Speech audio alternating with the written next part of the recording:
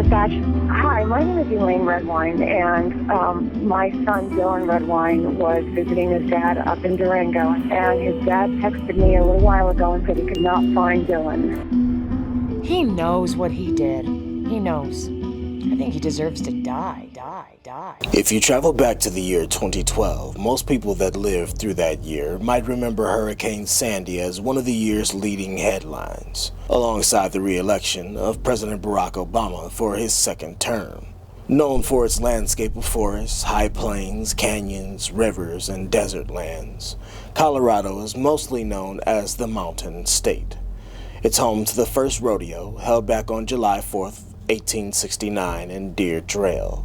And if you can believe it or not, Denver, Colorado also lays claim to the creation of the first ever cheeseburger, which is said to have been invented at Denver's first drive-through restaurant, the Humpty Dumpty Drive-In. It's said that the owner, Louis Ballast, received a patent for a cheeseburger sandwich back in 1935. But in Durango, Colorado, there was another story that eventually made news articles and headlines across the country.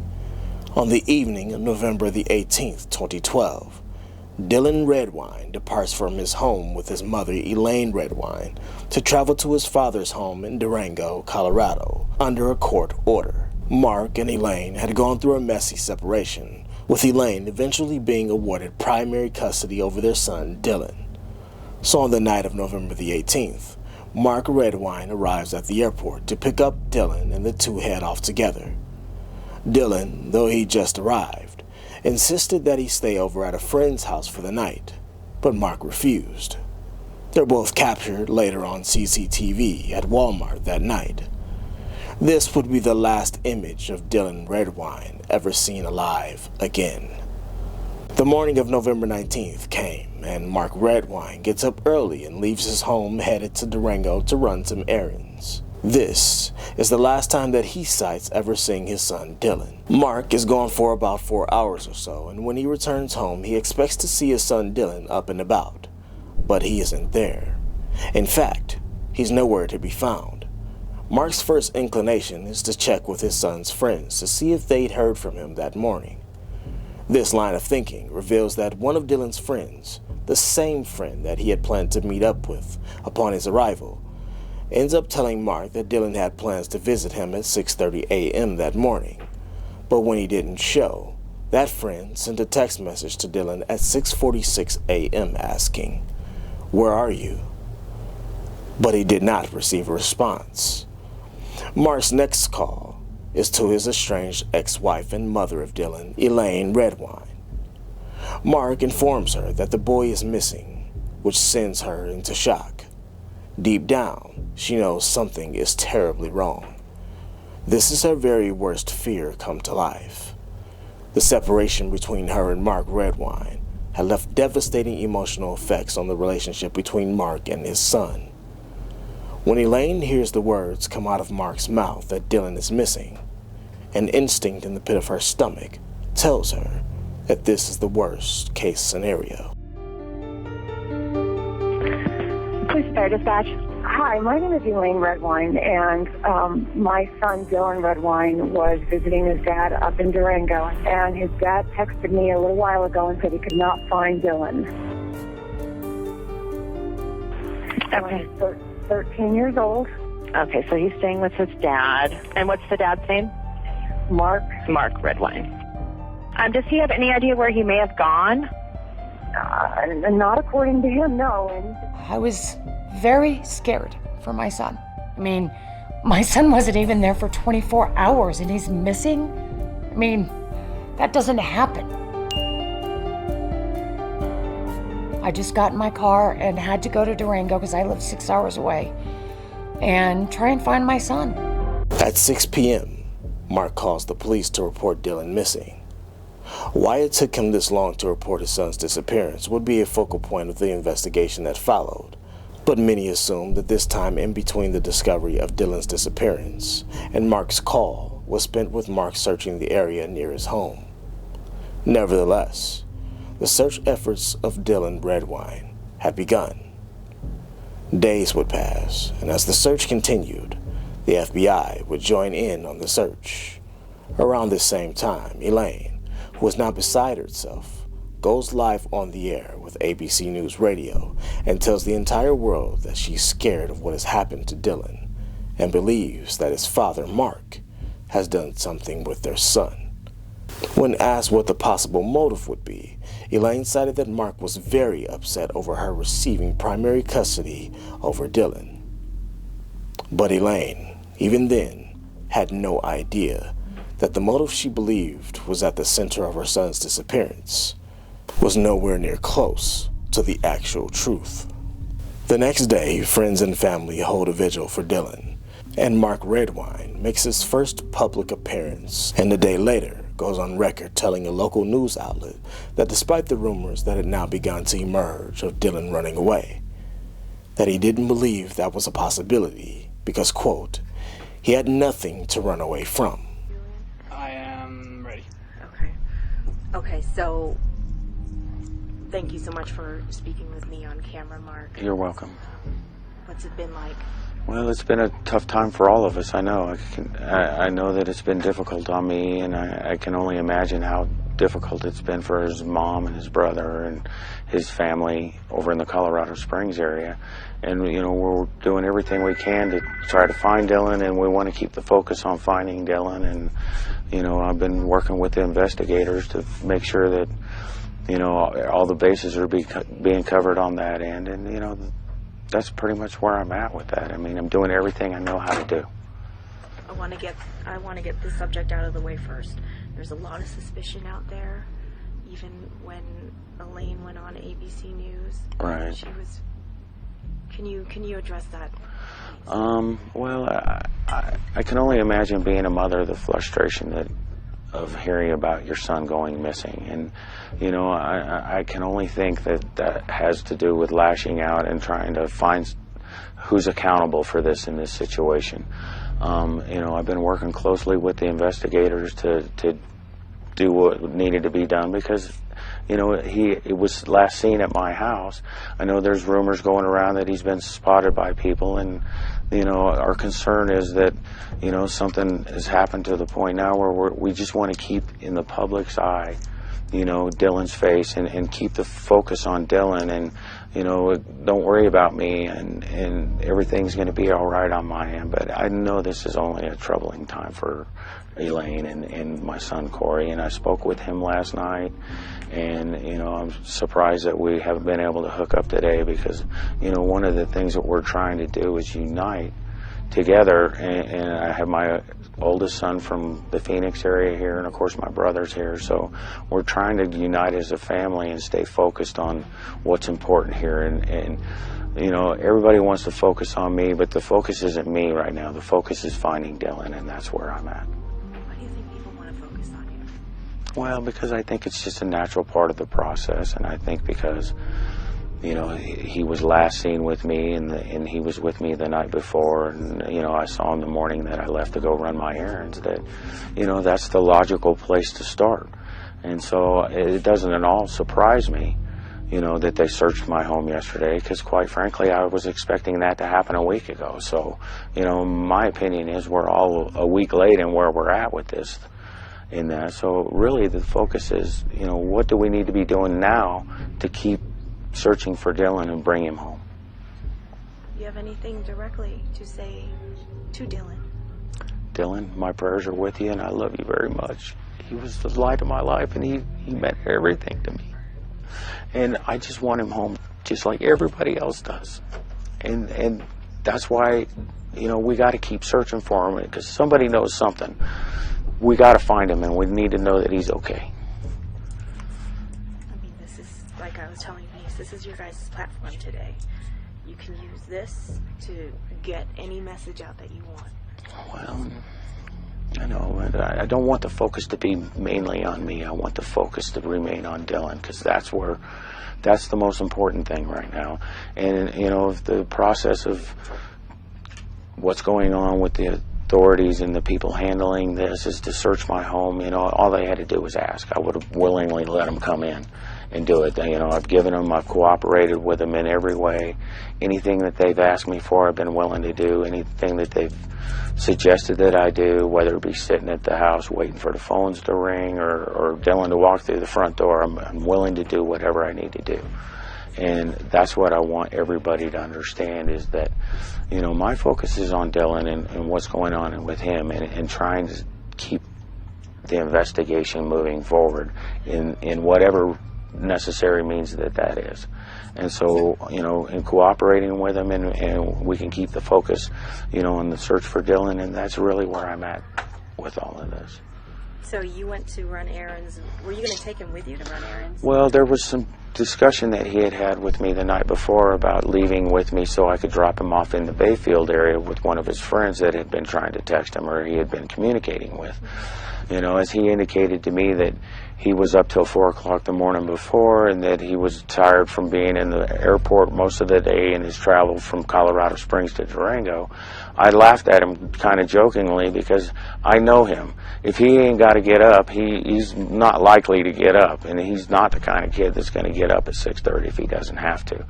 But, you know, his friends are important, and I know they're important to me. So, you know, there was a possibility, but it doesn't surprise me that he elected not to get up when I left. And when I left and he acknowledged that everything that I was saying to him and that I would be back, he knew that when I came back I would be working on getting him down to his friends. And that's part of the struggle that we all have, is, you know, what happened to him between the time I left and the time I got back. And that's what nobody seems to be able to answer. Exactly. Can you tell me about your plans for Thanksgiving?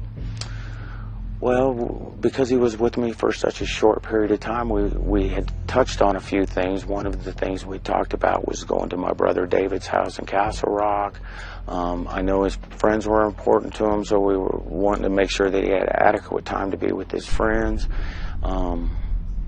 You know, basically the plan was Monday and Tuesday he would spend with his friends. Maybe Wednesday, you know, we had talked a little bit maybe about going bowling or doing something as an activity, not with just me and him, but with his friends included. And then we'd have Thanksgiving Day to ourselves. Or there was possibility that we could travel on Wednesday and get to my brother's house. So, you know, none of that ever got finalized. I mean, we were just focusing on the next day and what we were going to do and how that was going to take place. And that's as far as we really ever got. You know, I know his friends are important to him, and I certainly don't expect him to spend a week with me and spend every waking moment with me when he's grown up in this community and he has tons of people around here that love and care about him. Yeah. So he was going to spend a whole week with you. When was the last time he saw you? I think probably sometime in early September. I had flown him over from Colorado Springs on a round trip ticket at that point. So he came over here and probably spent 3 or 4 days with me in that. And then, you know, obviously we got him back to the plane and got him back safely to his mom. And, you know, in that case, it was a transfer flight from the Durango airport or the Denver airport to a flight leaving to Colorado Springs, and it was my goal to keep him on a direct flight, or one that he never had to change planes with him, because there was some controversy between Mom and I about him being 13 years old and being able to do those kinds of things. But during Mark's appearance at the vigil, he would make a critical error during his speech in remembrance of his son. He spoke of Dylan in the past tense. This was strange, considering there was an active investigation and search for Dylan being conducted throughout the area, and nothing had been found. It was beginning to seem as if Elaine's gut instincts were right. During the investigation, detectives asked Mark what he thought had happened to Dylan, to which his answers began to change. He now believed that his ex-wife had something to do with Dylan's disappearance. He also gave theories of Dylan leaving the home that morning to go fishing, citing that his fishing rod was missing from the garage. Things had become so bad between Mark and Elaine that Elaine's family eventually came to believe that Mark had something to do with his son's disappearance as well, going so far as to organize a protest right in front of his home with news cameras rolling. And Elaine, filing a wrongful death lawsuit against Mark that would later be dismissed due to the statute of limitations. The rift that was already at the center of Mark and Elaine's relationship was now growing like wildfire. And unbeknownst to Mark, so too was the suspicion of law enforcement. Obviously, it's no secret that I believe that Elaine could be involved in this. You know, I don't know how she would do it. I don't know who else she would have involved with it, but I can't help but think that there's a possibility that she had some involvement with this.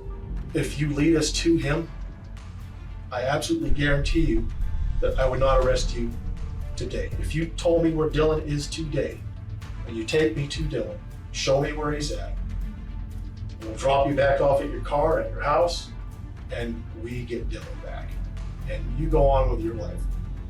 Because what's more important is we want him back home. I want that.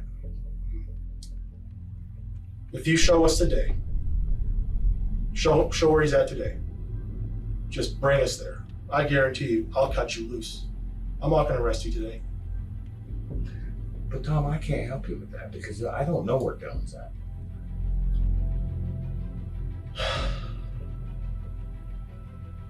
And I think you do. I know you do. If he fell down accidentally and hurt himself and you freaked out and panicked and you put him somewhere, you know,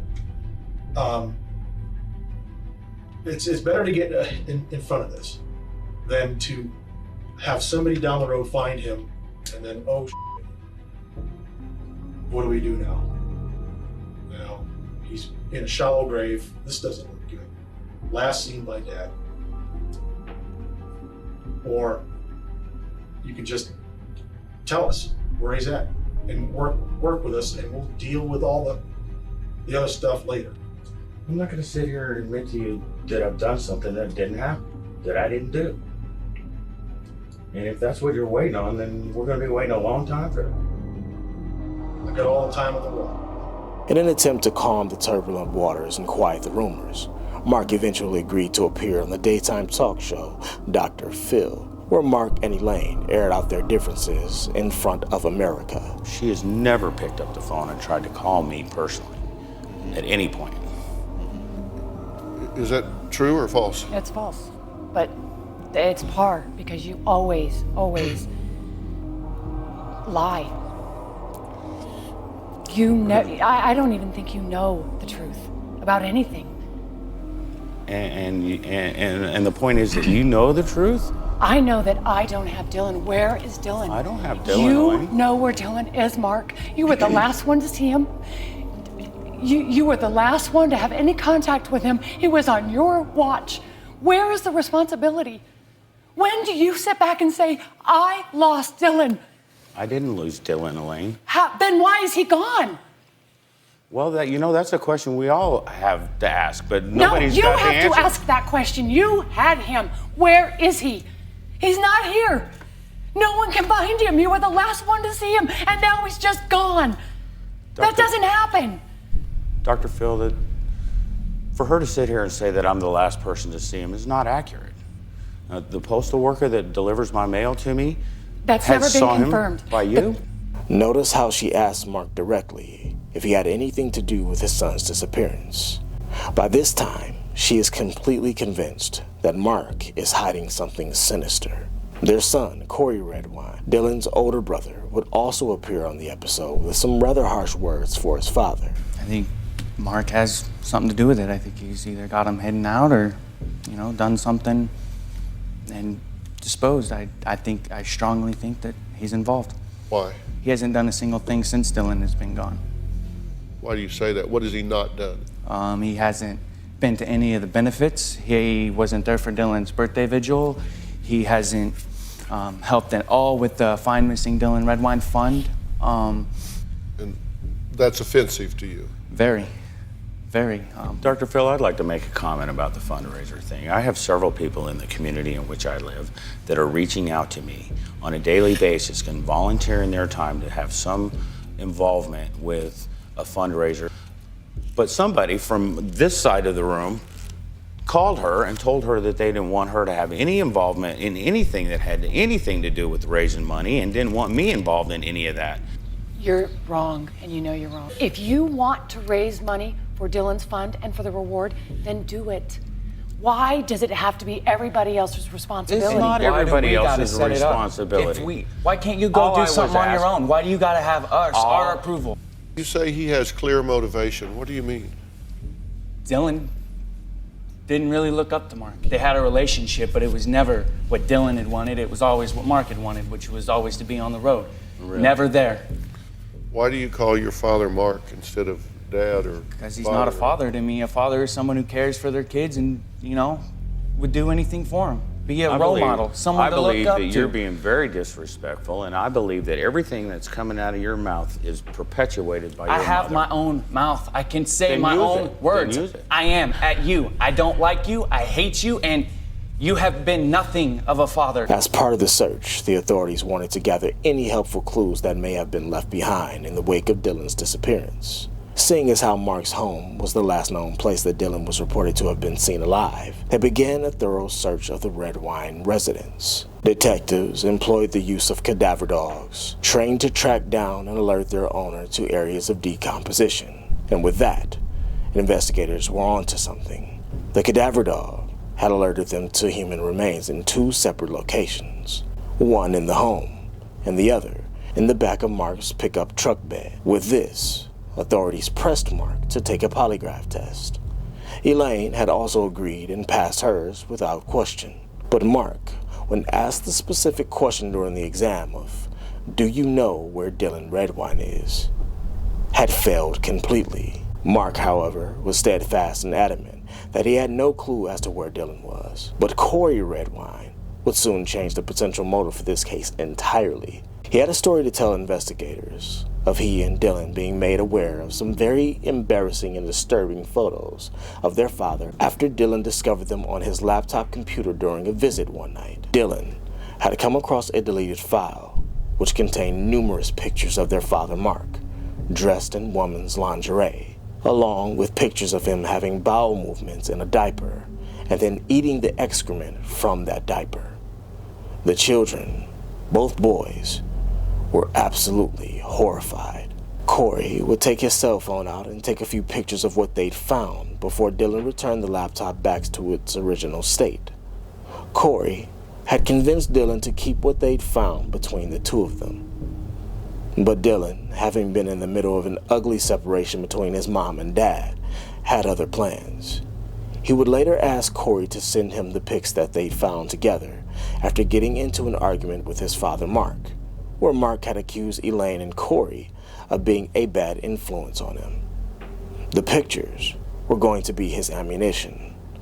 They were going to be his defiance. And unfortunately, Dylan had no way of knowing that those pictures would instead be his end. Mark's secret was exposed to the entire world, and his response to the pictures was to say that these were all made up and edited as part of a ploy and tactic orchestrated to show that Elaine and Corey had tried to embarrass and humiliate him. He claimed that both Elaine and Corey had come to his house while he was out of town, invaded his space and personal items to help their case against him. So in retaliation, he claimed that he had set them up by planting the fake photos to be found by them and used as proof that they were searching through his things while he wasn't there. His explanation was so ridiculous that if investigators in the court of public opinion ever had an ounce of doubt that Mark was involved with his son's disappearance, it was now completely gone. But the authorities still had no body. Elaine would later admit that the moment Mark made this wild claim on TV in front of the world was when she knew in her heart that Dylan was gone. Months would pass, and as the snow from a brutal winter began to melt, the search for Dylan Redwine that had to be postponed due to the weather could now resume. And as Dylan's family continued looking for him, Mark would be caught coming down from Middle Mountain Road by Corey's now stepfather. This put investigators on a direct path and search grid to focus their recovery efforts. A 4-day search was excised in that area, and when they found a size 7 youth Nike Air Jordan sneaker, the same shoe that Dylan appeared to be wearing on the Walmart surveillance footage. They knew that they were getting close to finding Dylan's remains. Knowing the investigators were closing in, Mark, in an attempt to corroborate one of his theories, would bring Dylan's fishing rod that he'd supposedly found behind a four-wheeler in his garage into play. But this was an impossibility, since a plethora of photos and video evidence had already been taken of the garage, and that fishing rod had been nowhere to be found. So where did it come from? Mark was getting desperate. Dylan's bones were eventually discovered by search dogs, and his skull was found 3 years later in 2015 by hikers. A grand jury was summoned in order to indict Mark Redwine for the murder of his son, and authorities would later track him down at work in Washington State while truck driving out on the road. The day that he thought he had avoided had arrived. At trial, the evidence they had kept a secret all along, as some of the prosecution's strongest evidence would be unleashed. Blood evidence on the couches, floor, and coffee table of Mark Redwine's living room. The defense tried to say that Dylan had been attacked by wildlife, which would explain why his remains were found some 10 miles away from his father's home. But the jury wasn't buying it. After deliberating for just 6 hours, a jury of his peers found Mark Redwine guilty of child abuse resulting in death and second-degree murder. At 60 years of age, Mark was sentenced to the maximum term of 48 years in prison, with the prosecution citing his unwillingness to show remorse, his lack of compassion, and the misleading of law enforcement throughout the entire case. And now I'm going to do something that I never do in these videos. I'm going to tell you exactly what I think happened to 13-year-old Dylan Redwine. I think that Dylan was already aggravated the night that he was forced to visit his father.